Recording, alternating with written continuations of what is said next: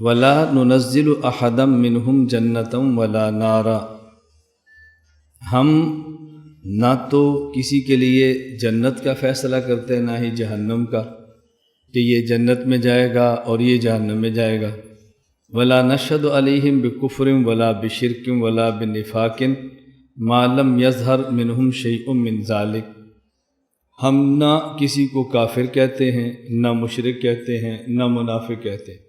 ہاں البتہ کفر ظاہر ہو جائے تو کافر، شرک ظاہر ہو جائے تو شرک، اور نفاق ظاہر ہو جائے تو پھر منافق۔ جب تک زبان سے کلمہ پڑھ رہا ہے اور دل میں کفر ہے تو ہم منافق نہیں کہتے، لیکن اگر دل کا کفر زبان پہ لے آئے تو پھر ہم کہتے ہیں بھی لگتا ہے یہ منافق تھا۔ وَنَظَرُ سَرَائِرَهُمْ إِلَى اللَّهِ تَعَالَى، اور ہم ان کے اندر کی باتیں اللہ کے حوالے کرتے ہیں۔ اس کا مقصد کیا ہے؟ ہم کسی بھی انسان کے ظاہر کے مکلف اور پابند ہیں، اس کے دل کی بات نہیں کرتے کہ اس کے دل میں کیا چھپا ہوا ہے، اور بلا وجہ دل کے بارے میں فتویٰ بازی بھی نہیں کرتے۔ یہاں ایک بات کی وضاحت اچھی طرح سن لیں۔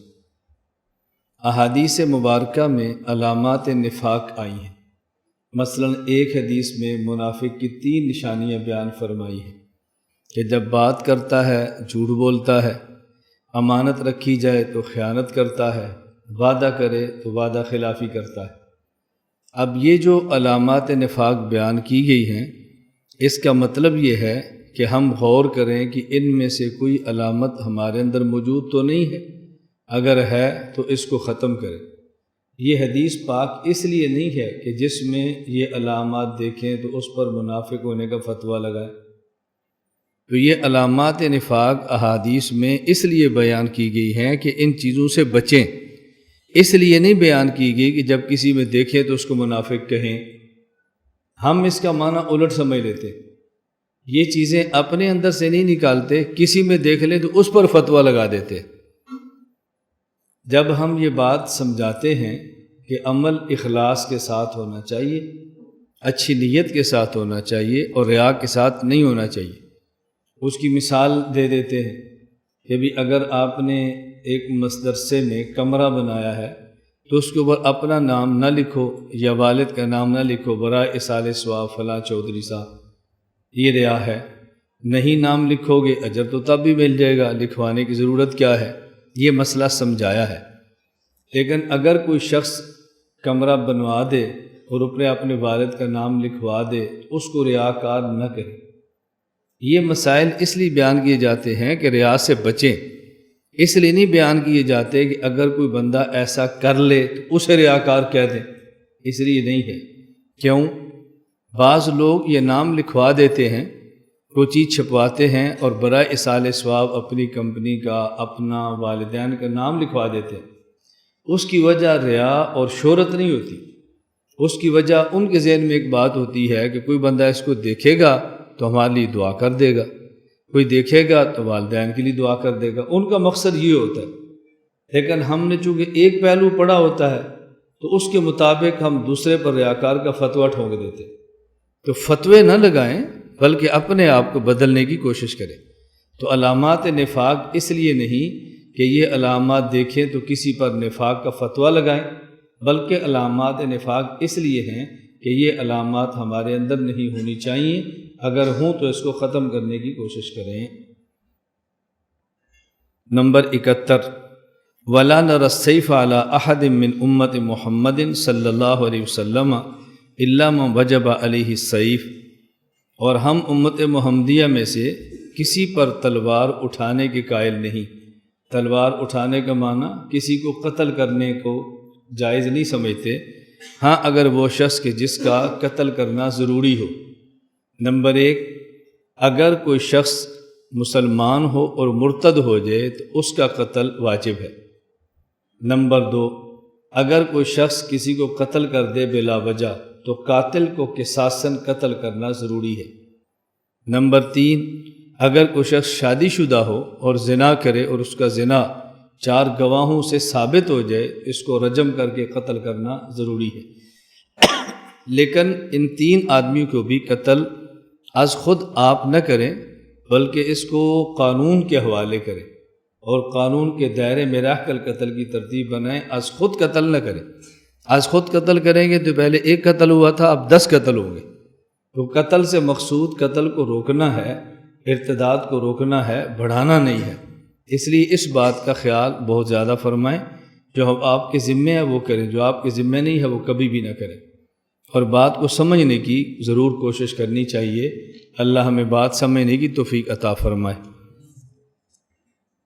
72 وَلَا نَرَى الْخُرُوجَ عَلَىٰ أَئِمَّتِنَا وَوُلَاةِ أَمُورِنَا وَإِنْ جَارُوا، ہمارے حکمران اگر وہ ظالم بھی ہوں، فاسق بھی ہوں، تو ان کے خلاف بغاوت نہیں کرنی۔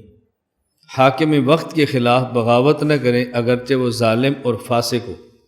وَلَا نَدْعُ عَلَيْهِمْ، ان کے لیے بد دعا نہ کریں۔ وَلَا نَنْزَعُ يَدًا مِّن طَاعَتِهِمْ، ان کی طاعت کو ختم نہ کریں۔ وَنَرَىٰ طَاعَتَهُم مِّن طَاعَةِ اللَّهِ عَزَّ وَجَلَّ فَرِيضَةً، اور ہم ان کی اطاعت کو اللہ تعالیٰ کی اطاعت کی طرح فرض سمجھتے ہیں۔ مَا لَمْ يَأْمُرُوا بِمَعْصِيَةٍ، جب تک یہ خلاف شرع کو حکم نہ دے، شریعت کے خلاف حکم دے دے تو پھر ان کی بات کو ماننا جائز نہیں ہے۔ لا طاعۃ لمخلوق فی معصیۃ الخالق وندعو لہم بالصلاح والمعافات، دعا ہم کریں گے اللہ ان کی اصلاح فرما دے، اللہ ان کو معاف فرما دے۔ دو باتیں الگ الگ ہیں۔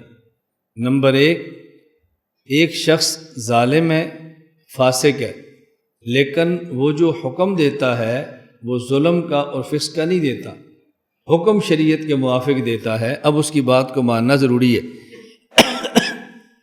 نمبر 2، ایک آدمی نیک ہے اور حکم خلاف شریعت دیتا ہے، اب اس کی بات کو ماننا جائز نہیں ہے۔ فرق بہت اچھی طرح سمجھ لیں۔ ہمیں فاسق حکام کی اطاعت کرنے میں جھجک اس لیے آتی ہے کہ یہ فاسق ہے۔ ہم نے جو اطاعت کرنی ہے اس کے عمل کی نہیں، اطاعت ان کے حکم کی کرنی ہے۔ ایک آدمی راشی ہے، ایک آدمی زانی ہے، ایک آدمی سودی ہے، ایک آدمی کسی کا حق غصب کر کے ظلم کرتا ہے، اور ہمارا بڑا ہے، بڑا خواہ وہ ہمارا امیر ہو، حاکم ہو، محتمم ہو، باپ ہو، بیوی کا شوہر ہو، ہمارا بڑا ہے وہ، تو اس کے گناہوں کا تعلق اس کی ذات کے ساتھ ہے، ہماری ذات کے ساتھ نہیں ہے۔ ہم دیکھتے ہیں کہ ہمیں وہ حکم کیا دے رہا ہے۔ اگر ہمیں حکم شریعت کے مطابق دیتا ہے، خود فاسق ہے، ہم اس کی بات مانیں گے، اور اگر ہمیں حکم شریعت کے مطابق نہیں دیتا تو پھر نیک بھی ہے تو ہم پھر بھی اس کی بات نہیں مانیں گے۔ تو یہ بات سمجھیں۔ تو الجھن کہاں سے ہوتی ہے کہ ظالم کی اطاعت کیوں کریں، فاسق کی اطاعت کیوں کریں؟ بھئی ہم نے فاسق کے عمل فسق کی اطاعت نہیں کرنی، ہم نے فاسق کے حکم صالح کی اطاعت کرنی ہے کہ اس کا حکم ٹھیک ہے۔ یہ بات اچھی طرح سمجھا کریں، الجھن یہاں سے پیدا ہو جاتی ہے۔ ہم کسی ادارے میں رہتے ہیں، اس ادارے کا سربراہ، اس کے اعمال ٹھیک نہیں ہوتے تو ہم بغاوت کھڑی کر کے پورا ادارہ تباہ کر دیتے۔ بھئی آپ ادارہ کیوں تباہ کرتے ہو؟ آپ ایک ادارے میں طالب علم ہو، آپ ایک ادارے میں مدرس ہو، اس نے پڑھنے کے مواقع فراہم کی، یہاں پڑھو، پڑھانے کے مواقع فراہم کی، یہاں پڑھاؤ۔ باقی اگر اس کے کچھ معاملات غلط ہیں، اس معاملات کا آپ سے کیا تعلق ہے؟ وہ معاملات اس کے اللہ کے سپرد ہیں، تمہارے سپرد تو نہیں ہیں۔ ہاں جب تمہیں شریعت کے خلاف بات کرتا ہے تو پھر تم پابند ہو کہ تم شریعت کے خلاف بات نہ مانو۔ ان باتوں کا خیال کریں گے تو الجھنیں نہیں ہوتی، اور یہ باتیں ذہن میں بٹھا لو گے تو آپ کے اکابر اور آپ کے مشائخ کا کسی ادارے میں رہ کر اس ادارے کے ساتھ چلنا یہ آپ کو سمجھ آ جائے گا، اور ظالم حکومتوں کے اندر ہمارے اکابر کہنا اور ان کے خلاف بغاوتیں نہ کرنا، پھر یہ بات سمجھ آ جاتی ہے۔ ورنہ آدمی اقدام کر لیتا ہے، اس کو پھر برداشت نہیں کر پاتا، اور پھر معاہدے کرتا ہے، کمپرومائز کرتا ہے، سلو کرتا ہے، اور پھر معافیوں کی بھیک مانگتا ہے، اور پھر تلوے چاڑتا ہے ظالموں کے، اور کرتا پھر وہی ہے جو پہلے اس کو سمجھایا جا رہا ہوتا ہے۔ اس لیے ان باتوں کا خیال بہت اچھی طرح کریں۔ لا الہ الا اللہ، لا الہ الا اللہ، لا الہ الا اللہ، ما لنا رب سوا۔ لا الہ الا اللہ، لا الہ